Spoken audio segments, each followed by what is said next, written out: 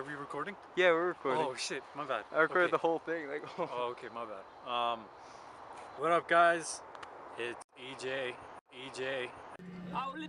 and first of all, I just want to thank you guys for all the love you guys showed for the first two videos.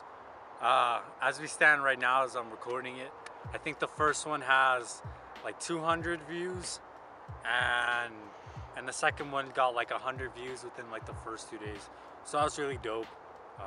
Yeah, today my friend Nick couldn't be here with me because he had other shit to do. He had like some biology homework or whatever, so but I'm always gonna be here.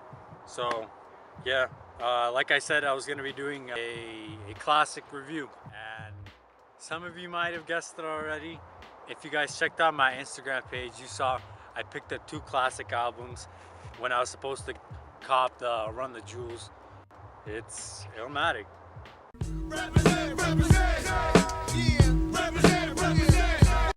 So yeah, I mean, this is pretty much like the most classic album you can get, Illmatic. Yeah, like I said, I got this thing about a week ago. Fuck with us and then we tweaking, ho. Yeah, this shit was really cheap. It was like $8 or something like that. And I was like, I gotta cop this baby. It's just like $10. It's like $10. Fuck yeah. But yeah, I know there's already a bunch of reviews on this album already. I don't want to give you guys the cliche review that you guys have already seen. What I want to give you guys is like a newer opinion, a newer outlook on this album. Because a lot of the people who review this, you know, they grew up in the time where this thing came out, and a lot of them, maybe they got caught up on all the hype when it came out, or a couple years when it came out. So they're not gonna have the most, like I say, objective, and I'm not gonna like be like, this is great, the kick and drums on this song. No, I'm not gonna do that. It's definitely important to take in the environment when this thing came out, but I can only give you guys so much on that. I want to give you guys really more a fresher perspective on this album, and you know, answer some questions like, you know, is this thing still relevant and stuff like that. If you guys notice, we already got snow up here. This shit hit us like throughout the weekend. So if you guys are wondering, I'm not recording this like from last year or anything like that. This really just came out of nowhere throughout the weekend. So just jump into this thing. I'm about to die. Obviously, I can't just go into this thing and tell you guys track for track without giving you guys some sort of background history on this album. I'm not gonna get too specific. I can only give you guys what I've read and studied and interviews that I've watched. But yeah, this thing came out '94. Same year that Ready to Die came out, and a bunch of other albums that came out in New York. So, and yeah, this is Nas's debut album. So people first found out about Nas, as far as I can tell, from a verse that he dropped on Large Professor's old group. I can't remember the name right now, but he dropped a verse. The song was Live at the Barbecue, and from what I can tell and what I've seen and heard, everyone, that shit was dope. And so that was really Nas's first introduction when he first started getting critically acclaimed, and people were already comparing him to Rakim and stuff like that. And at that time also some of his singles were dropping, like Halftime. So Nas really came out the year '92, and that was the same year that one of his like best friends died, Ill Will. He was doing songs with him, but then he got killed over some like adolescent shit, which is, you know, rest in peace, Ill Will. But and then during mid '92, '93, MC Search, I don't know if I'm saying that right, if it's MC Search or Cirque, he picked up he pretty much picked up Nas, because no record labels weren't signing him even after he dropped that verse, and he dropped a couple verses on different songs, but record labels weren't really signing him. So MC Search picked him up and really tried to get him out and get him signed And obviously Columbia picked them up, and MC Search did the executive producing on this album. Fixed that this album sold 59,000 copies in the first week, so I guess it's not what you would expect from Illmatic. And this album was really important in reviving Queensbridge and putting them back on the scene, because before that, in like the 80s, early conception of hip hop, you had dudes like MC Xound, legend. You had Marley Marl, legend as well. And these dudes, you know, they were really repping Queensbridge, but then they kind of died down, and so no one was really, you know, coming out of Queensbridge and putting out work. So this is definitely important. It put Queensbridge back on the map. Important, had to add that in there. Sorry, we had to move. Some fucking kids just came in. Fucking drone. Some guy with a drone just came in. Like, NSA decided it was a good idea to come over He here. just left. He just left. Look at this cunt. This cunt. Whatever. Okay. So yeah. Obviously, this thing's already been, you know, named a classic. I'm not here to bash on it or just nitpick or anything like that. I'm just really here to give you guys my opinion on this album. But obviously, the question for people who don't know this album, haven't heard it, don't know Nas, they may be asking, you know, like, what makes this a classic album? And it really was a lot of what makes classic albums is the time that they came up in, and everyone around them to help really make it a classic album. But obviously those times have passed, so people, you know, kids are gonna wonder nowadays, why should I care about this thing? What's important? Is it actually really good, or are people just hyping it up? No, dude, I'm here to tell you guys this shit was actually really good. Yeah, this thing was different from what was out at the time, because if you guys know your history, what was really popular at the time was like the native tongues. Obviously not like an official group, but like it was a compilation of De La Soul and Tribe Called Quest and that whole movement. They were putting like really positive hip hop music, like fun hip hop music, with obviously like New York's, sampling a lot of New York's jazz sounds, which is really important as far as the whole New York sound. And this album, jazz was huge. Fucking everyone sampled jazz, really. But yeah, at the time they were really putting out that sort of stuff, and it was really happy and positive. And there's nothing wrong with that. I love Tribe. Their shit's dope. It was just that was really what was popular at the time. So when this thing came out, this shit was so vivid and like dark, because it wasn't like this positive, like, yeah, we're gonna make this, you know, go black people type shit. Like, of course Nas is still about his blackness, that's cool, but it was really just telling the story of what it's like to grow up in Queensbridge and that whole story of him, and that was definitely different from what was coming out at the time.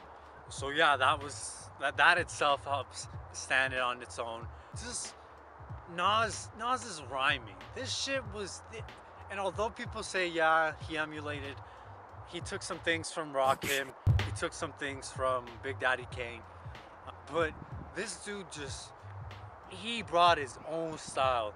This shit is so complicated. You go back and read these lyrics, because I was thinking, man, what makes this shit so great? You know, I also questioned this album too, and I went back and I read it, and I was like, god damn, this dude's saying some shit that went right over my head, and it still does. It's just Nas's rhyming style. He's got so many like internal rhyming, and it's way different than what was going on. Because, you know, people are like, I'm the best in the town, and I come around, and you know, that was I wouldn't say it was still popular. That was like early 80s, but people were still kind of doing that rhyming scheme of something town, something round. But he changed it up and brought all those internal rhymings. Like, yeah, just go and listen to that shit. You'll see that. Another thing that made this thing really different. So most albums, they'll maybe have like 2 or 3, like at the time, and even now, they'll have like 2 or 3 producers working on it. But it's like mainly like 1 or 2 guys producing the album. This shit, and Nas didn't really have like a main producer.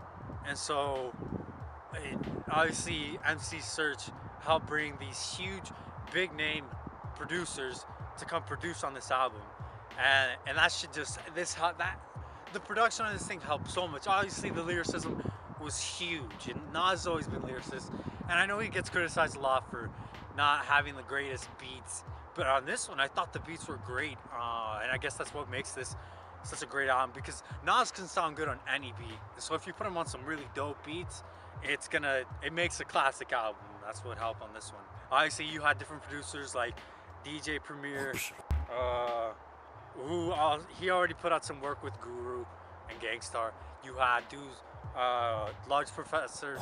He was not. He already knew Nas from the feature on Live at the Barbecue. He met him when he was like 15. This dude dropped the verse when he was 15, man, and that's insane to me.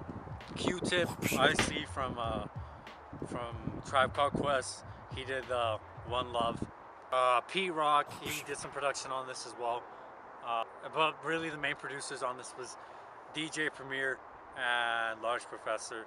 Yeah, that was really different at the time, bringing a bunch of producers together, and it sounded dope. And this thing was really influenced by jazz, a lot of jazz samples again. And that, I mean, that comes from Nas's background, because his dad was a jazz player. I think he played the trumpet.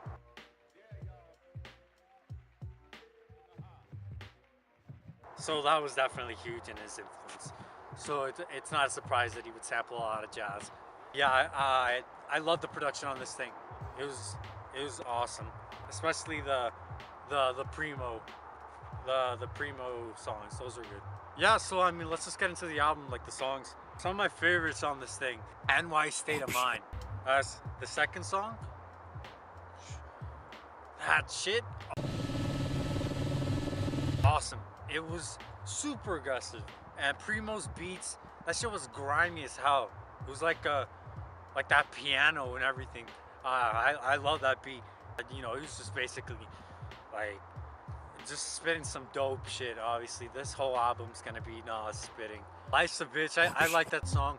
Obviously, AZ with the classic verse. Everyone knows that verse. Life's a bitch and then you die, that's why we get high. That thing's been sampled everywhere. And then some of you might not know this, but at the end you heard, I think it's the trumpet.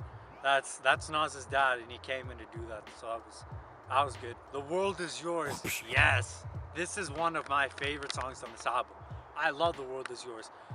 That beat, yes, Pete Rock. This is that classic Pete Rock production, and he did it perfectly on this. And this was like a change from the album, because I'm not gonna say like the shit was super dark, but it was more serious, like a very serious tone. And this is still a serious song, but it was more like an optimistic song. Like, yeah, like Ghetto Kids, the world is yours. Like, your world isn't confined to Queensbridge, because that's what he thought when he was younger, that he couldn't make it out of his projects. But once he started rapping and stuff like that, he realized the world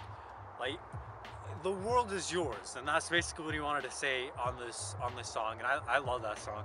Memory Lane I like that song. It's more like a mellow track. It's like a laid back mellow track. He was just thinking back on like shit he did in Queensbridge and like gangbanging and all that stuff. First verse on that thing killed it. That shit was hard as hell. Yeah, that first verse was classic. It ain't hard to tell. That's, and I'm sorry, I'm not going over One Love. One Love with the production with Q-Tip. I like the song One Love. It was again the more laid back tracks, more melodic and stuff like that. One Time for Your Mind and Represent, still good songs as well. Halftime, that was like the first song. I think it was the, don't quote me on this again, but that was like one of the first singles that came out before this album. It was like 1992. So yeah, Halftime was definitely good. Ain't hard to tell. I think that was the first song that I heard on this album, or from this album, because I guess I should probably give you guys some background on when I first listened to this.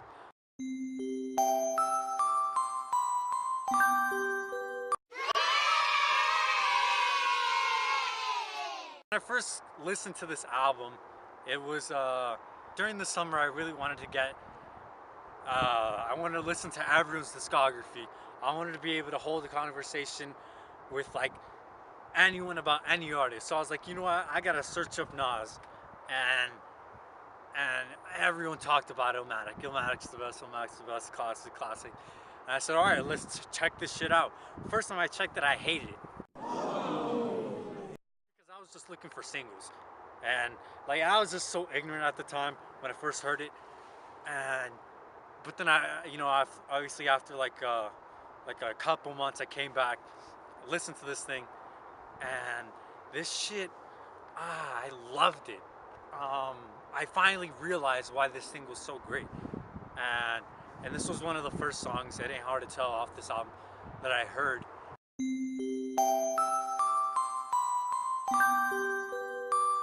And this song it's one of the loudest productions on this one. Like, the sound just comes in, and like a flood of sounds with the horn in the back, like na na na na na. It's just like a whole bunch of sounds coming in at once. So I was like, oh shit! But it still sounds good. And then Nas's like braggadocious verse on that shit was dope. Nas like the Afrocentric Asian, half black, half amazing. That's like a shout out to the 5% theology and stuff like that he was like surrounded, and you know, a lot of the New York rappers were really into that shit. I thought that verse was dope. The whole song was good. That was like one of my favorites off the album. So yeah, the last question really remains, has this thing stood the sands of time? And yes, I don't want to just sound like I'm kissing ass to get more views, or I don't want to get hate from those Nas fans. No, yes, this album is dope, and it was so defining because at the time, this just helped define the New York sound moving on from there. Because after that, you know, like Biggie's Ready to Die and Mobb Deep came after that, but this was really helped define the sound of a very serious tone of New York. Because before, obviously, like I said, it was happy stuff, and again, nothing wrong with that, but new wave, new sound, and it was really bringing to light some of the like serious parts of it. And I mean, it was still like some braggadocious shit, like, yeah, I'm the hardest, and the next album was really about that stuff. It was written, I think that was like his to me that was his second best album, but it was more focused on like the more material stuff. But this album helped define that sound. So this is definitely, as far as historical context, this thing helped define that whole wave of New York that you guys are really familiar with. And this album, and Nas himself, he is the perfect example of poetic rap, because it's so complicated, it's so complex. Anyone who wants to get into a debate with me about simple, that the hip hop or rap is simple, I'll send them one verse off this album, and all of that shit will go over their head, because this shit is so complex. And some people, I know he gets criticisms of saying that he just puts like complicated words together that rhyme. No, it actually makes sense too. It takes a couple listens to get into, and you have to do some research. But this is the perfect example of poetic rap. And this dude used every literary device possible. It was totally different sound than what was out. Dope. It was a great portrayal of New York. And I know this is what people really commend this album for, is when they listen to this, they're in New York. They're in Queensbridge. They're where he takes them. Like, okay, I'm gonna take you here. Okay, I'm gonna take you here in the streets. I'm gonna take you in the park. And wherever he takes you, you're there. And because he's so vivid and explanatory in his raps, it submerges you into what he's talking about and where he takes you. And so definitely he drew Queensbridge and that whole story in his rhymes, and that's what makes this album great too. Yeah, man, I mean, I could sit here all day and talk about Illmatic. I just wanted to give you guys really my thoughts on it. I know you're nodding my head. Yeah, it's getting cold. Real cold. But yeah, I mean, there's nothing I can say that hasn't already been said. This album's dope. I just needed, obviously, if I'm gonna do these classic reviews, that I want to get you guys at least every other week. I gotta start with Illmatic. Just basically tip off my hat to that album. Great, got it on hard copy. It's just dope album. It'll forever be his best album, and that's a gift and a curse, obviously, because no other album's gonna live up to that. As people say, let this album stand on its own. Let it be on its own. So then, obviously, the rest of Nas's albums, if you go back and listen to it, take the rest of Nas's collection. I want to say leave Illmatic out, but obviously let it live for what it is. Check it out if you haven't checked it out. I knew some of the younger ones, older ones. Y'all already know this shit's dope. I just had to give you guys my review on this. Best album. Love this album. Yeah, big ups to Nas, Illmatic. Yeah, dope. So for the fucking third time, I guess. Fucking drones. Can you just go ahead and look at that? Where is it? I don't see it. NSA takeover. I honestly don't see it. The question is, what makes this a classic It's album? right behind you. Okay. You just having your fun? Is this funny to you? This fucking just wants to like get attention right now. God damn, it's really cold. I'll make this quick. And that's our camera. That's our cameraman, for anyone who's wondering. He's the one who doing all the behind the scenes. I'm doing all the editing.